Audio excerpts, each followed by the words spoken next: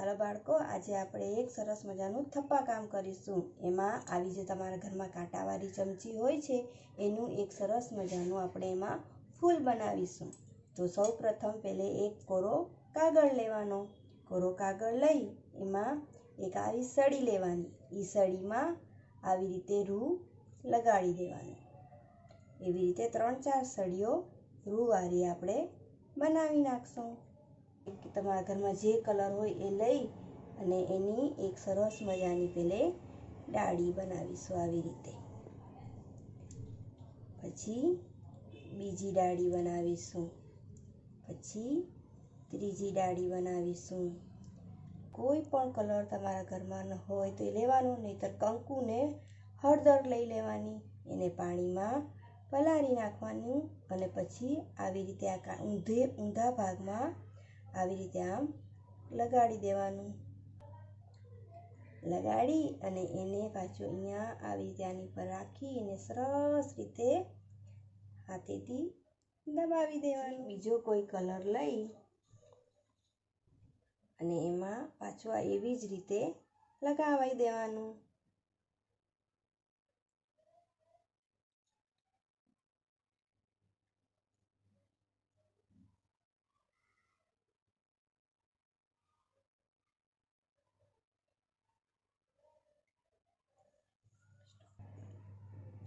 આવી રીતે બીજો કલર એમાં લગાવી અને પાછો એ પણ આવી જ રીતે એમાં આમ મૂકી દેવાનો અને પાછો અહીંયા પણ એવી જ રીતે મૂકી દેવાનું।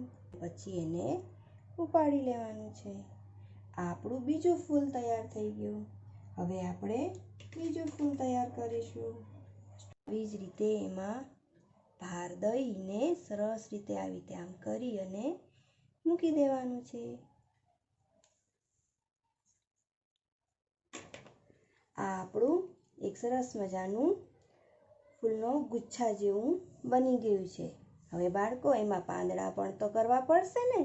હવે પાછો આવી પોપટી લીલો કલર લઈ અને એમાં રૂથી એક સરસ મજાના આવી રીતે આમ લાંબા લાંબા પાંદડા બનાવી દેવાના।